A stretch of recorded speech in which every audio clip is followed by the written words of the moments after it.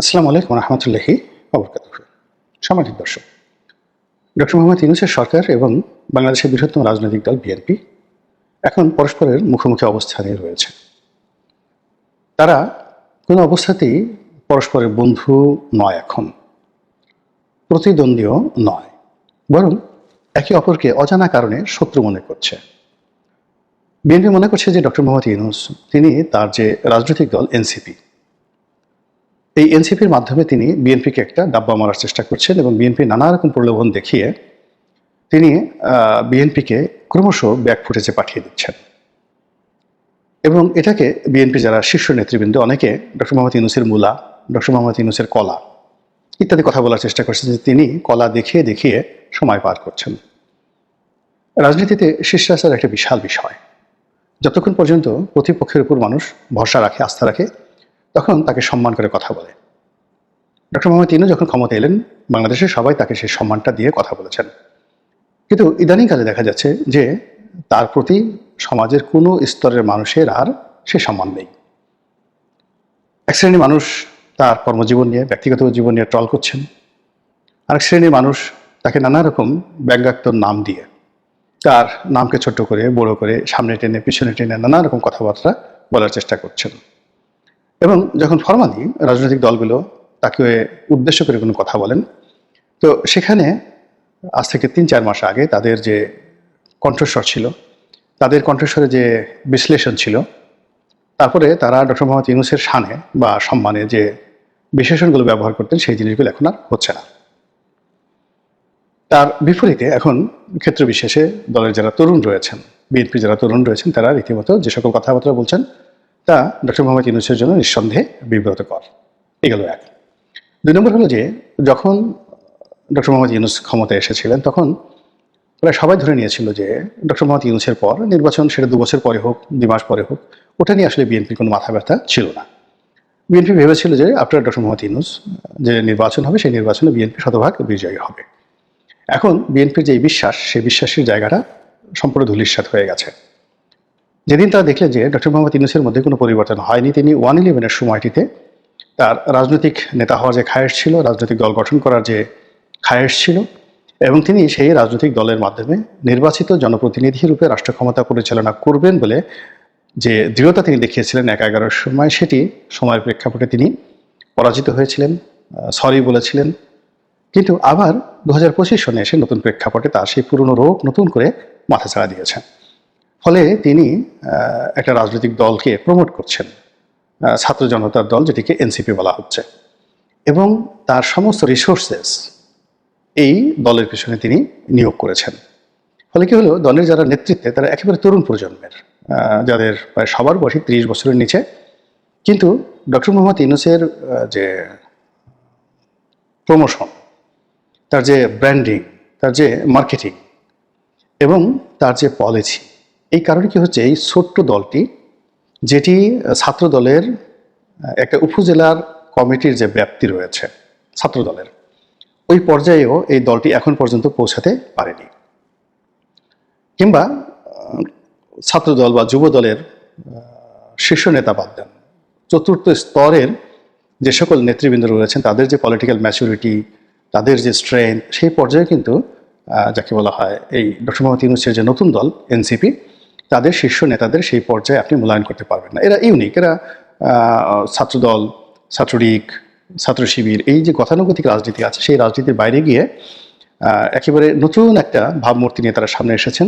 সামনে ইউনূস, পিছনে গ্রামীণ ব্যাগ, ডান দিকে গ্রামীণ ফোন, বাম দিকে হিলারি ক্লিন্টন।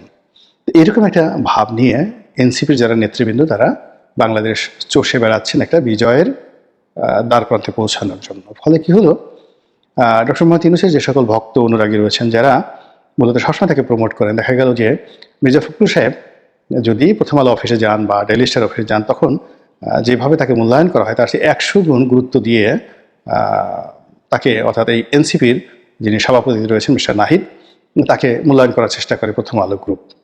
এই জিনিসটি প্রথম আলোর মধ্যে আপনি দেখবেন যে প্রথম আলো যখন কাউকে ভয় পায়, তখন তাকে খুব তোয়াজ তদবির করে। আর যখন কাউকে সে ভয় পায় না, তখন সে যত বড় হোক না কেন, তাকে নিয়ে কার্টুন আঁকবে, তাকে নিয়ে তাচ্ছিল্য করবে, তাকে নিয়ে বাজে রিপোর্ট ছাপবে। এটা ওদের একটা ট্রেন্ড। এখন যেহেতু ডক্টর মোহাম্মদ ইউনূস এবং নাহিদ সাহেবকে তারা শেখ হাসিনার চেয়ে 100 গুণ বেশি ভয় পাচ্ছে। এর ফলে কি হলো, নাহিদ সাহেবকে দেখলে বা ওই দলের অন্য কোনো নেতাদেরকে দেখলে প্রথম আলোর যে আবেগ, সেই আবেগ গদগদ হয়ে যায়, এবং এই যে গদগদ হয়ে যাওয়া, এটা বিএনপি ভীষণ রকম অনুভব করে যে বাংলাদেশের যে মিডিয়া জগৎ, অফিস আদালত, তারপরে শেষে কোর্ট কাচারি, এরপরে ব্যবসা বাণিজ্য, সব জায়গাতেই একটা ইউনুসীয় জমানা, আই এম এ ইউনুস, এরকম একটা অবস্থা শুরু হয়ে গেছে। কোথাও গিয়ে বিএনপি ঠিক সেই 4-5 মাস আগে তাদের যে রমরম অবস্থা ছিল সেই অবস্থা নেই। এমনকি বিএনপি যে সকল নেতাকর্মী রয়েছেন, যারা ডিসি আছেন, এসপি আছেন, পুলিশের বড় কর্তা আছেন, মূলত তারা ছাত্রদলের ক্যাডার ছিলেন, তারা এখানে এসেছেন। তারা এই সময়টাতে, ইউনুসের এই জমানাতে এসে এই মে মাসের শেষ সপ্তাহতে বা জুনের এই যে এখন যে চলমান জুন, এই সময়টাতে এসে এমন বিব্রতকর অবস্থার মধ্যে পড়েছেন যে তাদের অনেকের চাকরি থাকবে কিনা এটি নিয়ে তারা টেনশনে পড়ে গেছেন। ফলে কি হলো, শেখ হাসিনার জমানাতে এটা ধাক্কাধাক্কি হতো, বড়জোর ওএসডি হতেন, কিন্তু বেতনটা ঠিক মতো পেতেন, কাজ নাই কর্ম নাই, বাসায় বসে বসে বেতন দিচ্ছেন। আর এখন ডক্টর মোহাম্মদ ইউনূস এরকম অনেকের কলিজার ভিতরে তিনি হাত দিয়ে ফেলেছেন, যার ফলে কি হলো, মানুষ সেই ওএসডি করা বা পার্বত্য চট্টগ্রামে বদলি করা, এটাকে আর সরকারি কর্মকর্তারা কোনো শাস্তি মনে করছে না। তারা ইউনূস জমানাতে মনে করছে জাস্ট হায়ার অ্যান্ড ফায়ার, ভালো না লাগে আপনি তাদেরকে সঙ্গে সঙ্গে বিতাড়িত করে দেন। এবং এই কাজটি তিনি প্রথম করেছেন নির্বিঘ্নে। যখন তিনি ক্ষমতায় আসলেন, আওয়ামীপন্থী যারা কর্মকর্তা রয়েছেন ঢালাওভাবে তাদেরকে ওএসডি করলেন, ঢালাওভাবে তাদেরকে চাকরিচ্যুত করলেন, ঢালাওভাবে তাদেরকে গ্রেপ্তার করলেন। বিএনপির লোকেরা তামসা দেখলো, হাসলো যে না, এবার একটা কাজের কাজ হয়েছে। এখন তো যেভাবে তিনি অধ্যাদেশ জারি করেছেন এবং যেভাবে তিনি সচিবালয়ের বেসামরিক প্রশাসনের উপর নিয়ন্ত্রণ রক্ষা করতে চাচ্ছেন, তাতে করে এদের তো চাকরি থাকবে না। ফলে কি হলো, তারা সর্বশক্তি নিয়ে রাজপথে নেমেছে, অর্থাৎ সচিবালয়ের মধ্যে নেমেছে। এবং স্মরণকালে, স্বাধীনতার পরে এরকম ঘটনা ঘটেনি যে ঘটনা এই মুহূর্তে সচিবালয়ে ঘটছে। আবার ইশরাকে নিয়ে যে ঘটনা ঘটছে সিটি কর্পোরেশনে, এরকম ঘটনা বাংলাদেশে ঘটেনি। এর বাইরে কোর্ট কাছারিতেও সমস্যা হচ্ছে, ভীষণ রকম সমস্যা হচ্ছে। অনেকগুলো মামলার জট পড়েছে। যারা বিচারক রয়েছেন, উর্দু হাইকোর্টের যারা বিচারক, অ্যাপিলেট ডিভিশনের বিচারক, স্পেসিফিক কিছু সেন্সিটিভ মামলা, যেমন জুবাইদুর রহমানের মামলা, তারেক রহমানের মামলা, এগুলো সব পাখির গতিতে এগুচ্ছে।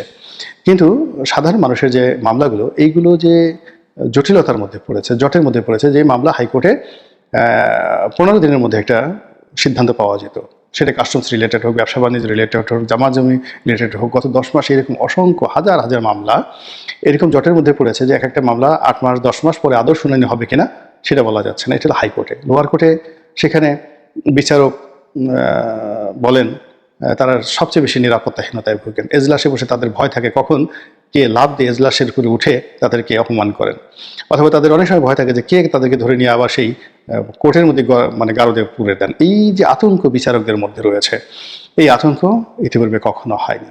আমি যেহেতু আইনের ছাত্র ছিলাম, আমার যারা ছোট ভাই, বড় ভাই, যারা আমার আমার সহপাঠী, তারাই এখন বিচারাঙ্গনে, উচ্চতর আদালতে কিংবা নিম্ন আদালতের বড় বড় পদগুলোতে অলমোস্ট বেশিরভাগ জায়গাতে তারাই আছেন।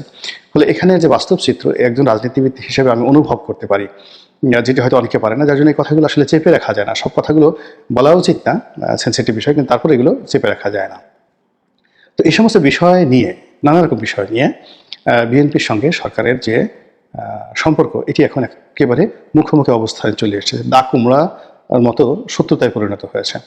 ফলে একটা যুদ্ধ ভাব, এই যুদ্ধ ভাবের আগে গম আওয়াজ হচ্ছে, ড্রাম বাজছে চারিদিকে। আপনারা দেখছেন যে যুদ্ধের, সেই মধ্যযুগের যুদ্ধের সেই টিপু সুলতান বলেন, সম্রাট আকবরের সিরিয়াল দেখেন, অথবা সুলতান সুলেমানের সিরিয়াল দেখেন।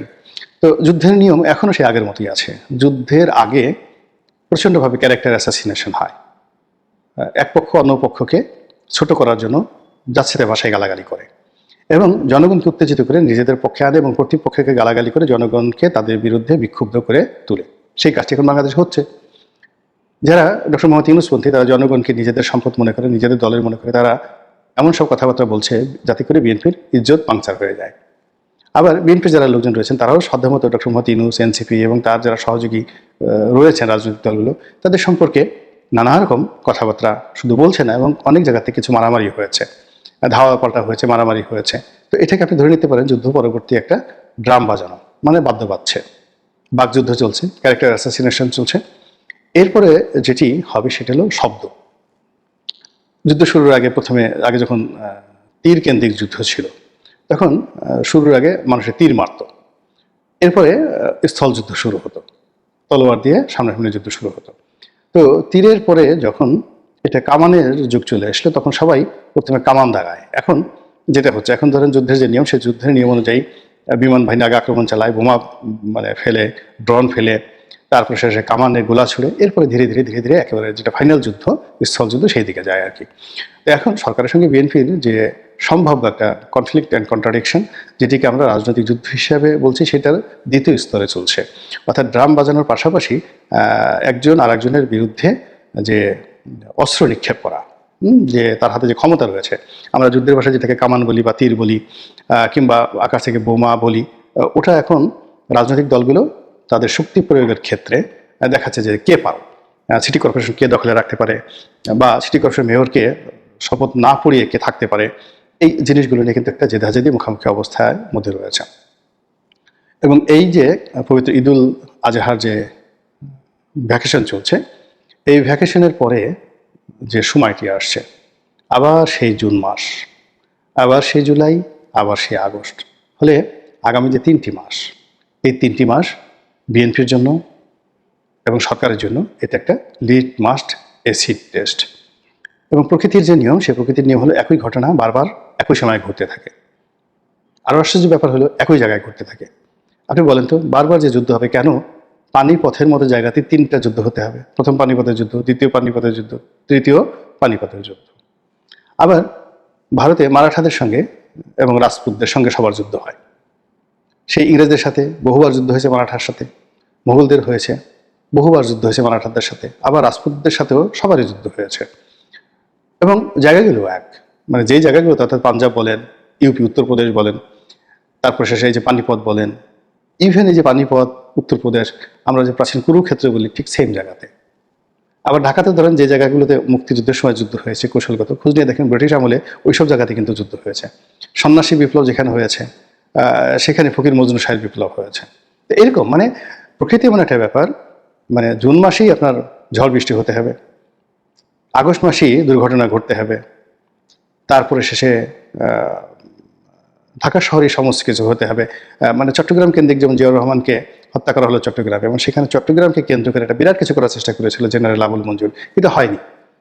কিন্তু যা কিছু হয় রাজধানীতে হয়, ফলে রাজধানী নিয়েই রাজনীতি, এবং সেই রাজনীতির একেবারে টাগ অব ওয়ারের চূড়ান্ত পর্যায়ে বিএনপি এবং বর্তমান ডক্টর মোহাম্মদ ইউনূস সরকার দাঁড়িয়ে আছে।